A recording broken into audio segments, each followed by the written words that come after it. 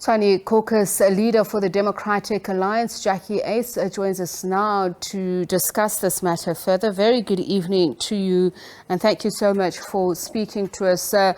Just to understand perhaps your legal opinion as a DA, what you've been advised, what is the current status of the Tshwane city at the moment? Is it leaderless? Because Dr. Makwarela, I don't think, believes that at this point. Well, it doesn't matter what Dr. Makwarela believes. What matters is the fact that the IEC has declared a vacancy and they're busy filling the position that Dr. Makwarela held in council. If he's no longer a councillor, he can't be a mayor. And yes, we hear about this mystical proof that Dr. Makwarela claimed to have to say that he is a rehabilitated insolvent. Well, then just come ahead and put that on the table. As long as that is not on the table, we are going into elections to elect a new mayor for the city of Tshwane.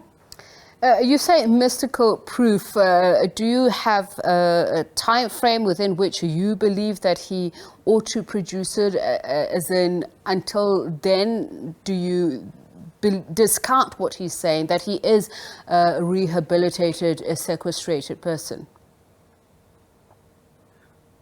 Well, the IEC and the city manager gave him a time frame to produce it. He failed to produce it. Currently, there is a vacancy that is declared that should be filled. If Dr. Makwarela can't produce a legal document that is required of him, I don't know how he in the first place planned to be a puppet mayor of the city of Tshwane. You have called him that before, not only a puppet mayor, you've called him the new ANC EFF puppet mayor. So are you seeking to replace what you call a new ANC EFF puppet? Yes, the DA is bringing a candidate in the form of Silje Brink, who is backed by the coalition, and we believe that he is the best person to come and stabilize the city of Tshwane's finances, to work on the AG report and to grow us towards a clean audit outcome. Are you confident that what you want will eventually be, given the fact that you seem to be pretty confident when Dr. Makwarela was elected as mayor? It caught you off guard, in fact. Yes, well, we had Lesotho from the ANC that was quite closely involved in trying to pull Makwarela's strings. And I believe that he has gotten on his nose as what the ANC got previously when they tried to interfere in the city of Tshwane's business. And as we have done now when they tried to put us illegally under administration, and as what has happened to them now when they chose a puppet mayor, I hope that the ANC and Lesotho sees that it's better to leave Tshwane towards what the voters elected Tshwane to be. And we'll come to just the law at the moment to ensure, because you conducted as just the multi-party coalition, conducted lie detector tests for your members. And I was just wondering, is there a lack of trust? Why would you go so far? And how confident are you now that even going into this, that they are not liable or amiable to be persuaded otherwise? Each caucus in the coalition is currently busy taking steps to ensure that the caucus members adhere to caucus decisions. That is up to every party within the coalition to ensure that the coalition decision and by thus the joint caucus decision and the individual caucus decisions are indeed pulled through. And you think lie detector tests are the way to go?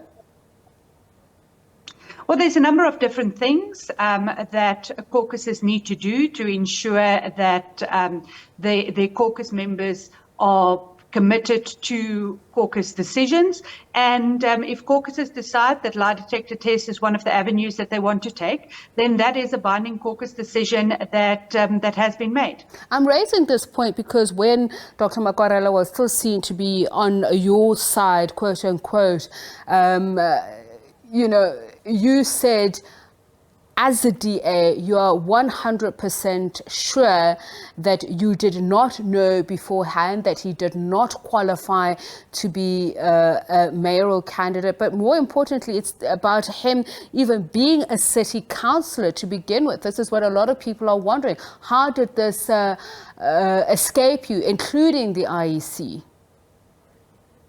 Well, it's not the responsibility of the DA to check whether candidates from other parties has been vetted and can become councillors. That is the responsibility of every individual council or every individual party. Even if you search Dr. Makwarela's name on the CIPC, 21 different companies comes up where he is currently a director. So I think that taken into consideration, there's a lot more things that is coming to Dr. Makwarela's way, more than just his security guards and his vehicles being taken away. I don't think for me it's just about the individual. I'm talking about section 158(1)(c) of the Constitution, of which he was disqualified. You are saying you are taking various measures and as individual parties to ensure that you're all pulling in the same direction, that you are voting for the same candidate who will achieve the objectives that you say the electorate wanted. So if you are unable as a collective to foresee this, somebody that you are in a coalition with, isn't this an opportunity for lessons to be learned? And I'm asking you, what are you going to do going forward? And do you accept some form of responsibility that it escaped you all? There is absolutely no responsibility on the DA's side for not looking into the verification of a candidate of another party. When you go into coalitions with other parties, there is a form of trust that you have to put into place. And yes, there is currently trust between the coalition partners going into next week's council meeting where we will be electing a new mayor. And it might have been in the previous council meeting that there was individuals in the coalition that broke the trust of their parties. Again, that is not anything to say on the coalition or anything to say onto the DA. Okay, so what are the next steps that follow from here on if you have your way, if Dr. Makwarela is unable to produce the evidence that he says he has? Well, we are going to a council meeting next week, Monday, where we will be electing a speaker, where after a council meeting will be called where a mayor is elected. And then hopefully we can put all of these games that the ANC and the EFF has been trying to play, put that behind us and focus on the real business of the day, which is ensuring services for the people of Tshwane. And are you expecting any changes to any of the party lists? That I can't say at this point in time. The parties has not met on a national level yet, so I can't comment on that at this point. All right, thank you so much for speaking to us. There is Jacqui Uys speaking to us about the latest with regards to the Tshwane Metro leadership debacle.